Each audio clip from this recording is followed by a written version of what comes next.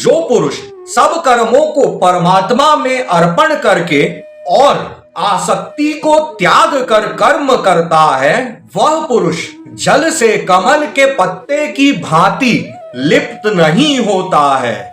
नमस्कार, जय श्री कृष्ण। कल तक हमने श्रीमद् भगवद गीता के 5वें अध्याय के 1 से लेकर 6 तक के श्लोक व उनका हिंदी में व्याख्यान पूर्ण किया, जिनमें 1 से लेकर 6 तक के श्लोक में सांख्य योग और कर्म योग का निर्णय के बारे में सुना। आज हम 7 से लेकर 12 तक के श्लोक व उनका हिंदी में व्याख्यान सुनेंगे, जिनमें 7 से 12 तक के श्लोकों में सांख्य योगी और कर्म योगी के लक्षण व उनकी महिमा के बारे में सुनेंगे।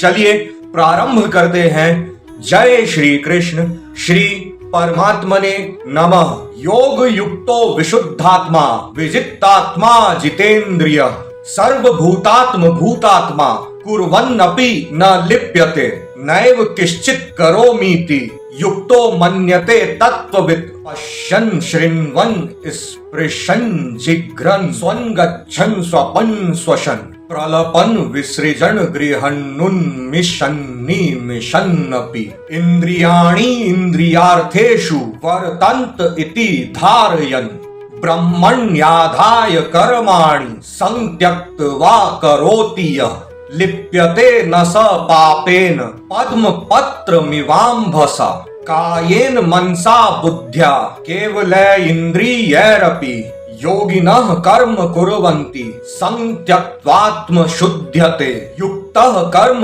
फलं त्यक्त्वा शान्तिमाप्नोति नैष्ठिकीम् अयुक्तः कामकारेण फले सक्तो निबध्यते। यहाँ पर पूर्ण होते हैं हमारे 7 से लेकर 12 तक के श्लोक। चलिए अब इनका हिंदी में व्याख्यान सुनते हैं। आगे श्री कृष्ण भगवान अर्जुन से कहते हैं, जिसका मन अपने वश में है, जो जितेंद्रिय एवं विशुद्ध अंतःकरण वाला है और संपूर्ण प्राणियों का आत्म रूप परमात्मा ही जिसका आत्मा है, ऐसा कर्म योगी कर्म करता हुआ भी लिप्त नहीं होता है। तत्व को जानने वाला सांख्य योगी तो देखता हुआ, सुनता हुआ, स्पर्श करता हुआ, सूंघता हुआ, भोजन करता हुआ, गमन करता हुआ, सोता हुआ, श्वास लेता हुआ, बोलता हुआ, त्यागता हुआ, ग्रहण करता हुआ तथा आंखों को खोलता और मूंदता हुआ भी सब इंद्रियां अपने अपने अर्थों में बरत रही हैं, ऐसा समझकर निसंदेह ऐसा माने कि मैं कुछ भी नहीं करता हूँ।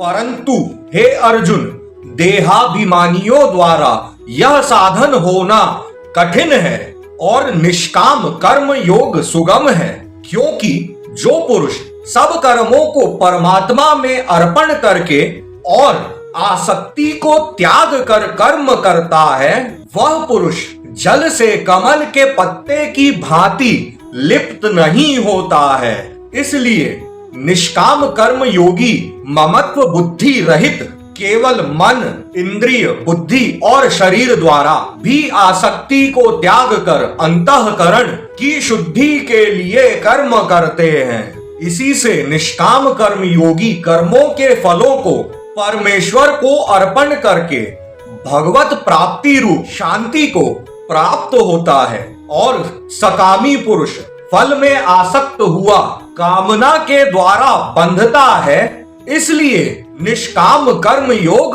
उत्तम है। यहाँ पर पूर्ण होते हैं हमारे 7 से लेकर 12 तक के श्लोक व उनका हिंदी में व्याख्यान।